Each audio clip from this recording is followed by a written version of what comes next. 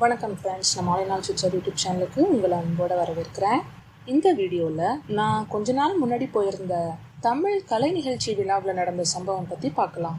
நகைச்சுவை பட்டிமன்றம், சிந்திக்க வைக்கும் பேச்சரங்கம், இலக்கிய உரை, இதிகாச விளக்க உரை, அப்புறம் நாட்டுப்புற பாடல்கள்னு இப்படி பல்வேறு நிகழ்ச்சிகளை அமர்க்கலமாக அங்கே ஏற்பாடு பண்ணியிருந்தாங்க. அன்னைக்கு விடுமுறை நாளுங்கிறதால கூட்டமாக மக்களும் வந்து நிகழ்ச்சியை ஆரவாரமாக ரசித்து பார்த்துட்டு இருந்தாங்க. அதில் ஒரு அரசு ஊழியர் நடுத்தர வயசு இருக்கும், அருமையாக பேசினாருங்க. அந்த கால பழமொழிகள் தத்துவங்களுக்கெல்லாம் நாம் வாழ்க்கையில் தினம் பார்க்குறத நடக்கிறத சின்ன சின்ன கதைகளாக உதாரணமாக எடுத்து சொல்லி அதன் கருத்துக்களை ஈஸியாக புரிய வச்சாரு. அதில் மனிதனோட குணாதிசயங்கள், நேர்மறை எண்ணங்களை பற்றி அவர் பேசினது என்ன ரொம்ப கவர்ந்துச்சு. அது என்னன்னா, தள்ளு வண்டியில காய்கறிகள் விற்கும் ஒரு பெண்மணி எப்பவும் போல காலையில குடியிருப்பு பகுதி இருக்க வாடிக்கையாளர் தெருக்களுக்கு காய்கறி வியாபாரம் பண்ண அங்க போறாங்க. அவங்க சத்தம் கேட்டு ஒரு வீட்டுல இருந்து குடும்ப தலைவி ஒருத்தவங்க தள்ளுவண்டி கிட்ட வந்து, என்னம்மா காயெல்லாம் என்ன விலை, இந்த கீரைக்கட்டு எவ்வளோன்னு கேக்குறாங்க. அதுக்கு காய்கறிக்காரம்மா, விலை என்னம்மா பெரிய விலை, காலங்காத்தால மகாலட்சுமி ஆட்டம் முதல் வியாபாரம் பண்ண வந்திருக்க, உன் கையே ராசியான கைமா, உனக்கு என்ன வேணுமோ நீ மகராசியா வாங்கிட்டு போன்னு பதில் சொல்றாங்க. இதை கேட்டதும் வாடிக்கையாளர் பெண் சிரிச்சுக்கிட்டே அவங்களுக்கு வேண்டியதை கூடையில எடுத்து போட்டு உரிய பணத்தையும் கொடுத்து அமைதியா மலர்ந்த முகத்தோட திரும்பி போறாங்க. இதோட இது முடிஞ்சுது.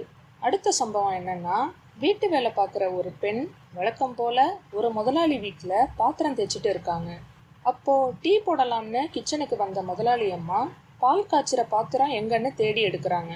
ஆனா பாத்திரம் உள்ள ஒழுங்கா தேய்க்கப்படாம திட்டா வெள்ளை பூத்து கிடக்கவே, முதலாளி அம்மா, என்ன சுந்தரி, நீ பாத்திரம் கழுவினா எல்லாம் கண்ணாடி மாதிரி சும்மா பளபளன்னு மின்னும், அவ்வளோ சுத்தமா இருக்கும், உன் அளவுக்கு என்னால கூட பாத்திரம் தேய்க்க முடியாதுன்னு நான் என் வீட்டுக்காரரு பிள்ளைங்கள்ட்டெல்லாம் பெருமையா சொல்லுவேன்.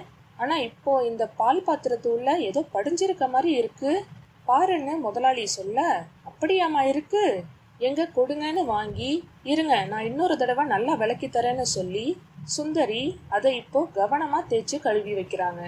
இப்போ இந்த ரெண்டு நிகழ்ச்சியிலையும் உங்களுக்கு என்ன தெரியுது, என்ன புரிஞ்சுக்கிட்டீங்கன்னு அந்த பேச்சாளர் மேடைக்கு கீழே பார்வையாளர்களான எங்களை பார்த்து கேட்டாரு.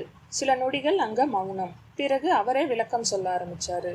நான் சொன்ன ரெண்டு கதைகள்லையும் சூழ்நிலைய பக்குவமா கையாண்டதையும் அங்க பேசப்பட்ட வார்த்தைகளையும் நாம கவனிக்கணும். காய்கறிக்கார அம்மா வாடிக்கையாளர்கிட்ட பேசின முறைய வியாபார தந்திரம்னு கூட சொல்லலாம்.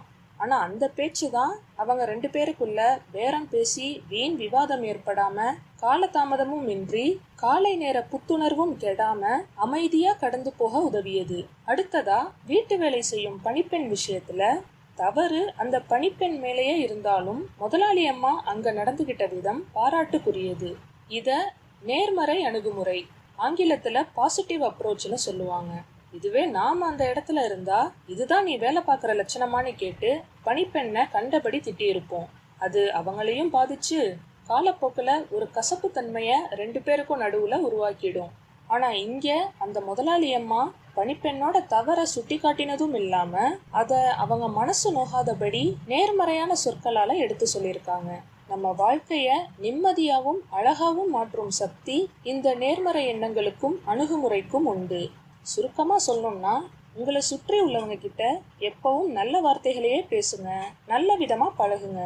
ஒரு இக்கட்டான சூழ்நிலை வந்தாலும் தாங்கிற ஈகோவை விட்டு கொடுத்து போங்க. உங்க கூட இருக்கவங்க சின்ன சின்ன விஷயங்களை செஞ்சாலும் அவங்க தோலை தட்டி கொடுத்து பாராட்டுங்க. ஏன்னா மனுஷனுக்கு அது ஒரு போதை மாதிரி. பாராட்டினவங்களுக்கும் அது சந்தோஷத்தை கொடுக்கும், பாராட்ட வாங்கினவங்களுக்கும் மகிழ்ச்சியோட ஒரு உத்வேகத்தையும் கொடுத்து இன்னும் சிறப்பா அவங்கள செயல்பட வைக்கும்னு சொல்லி அந்த பேச்சாளர் அவர் உரையை நிறைவு செய்தாரு. இப்போ சொல்லுங்க ஃப்ரெண்ட்ஸ், என்ன போலவே நீங்களும் இவர் பேச்சுக்கு ரசிகராகிட்டீங்க தானே? Thank you friends.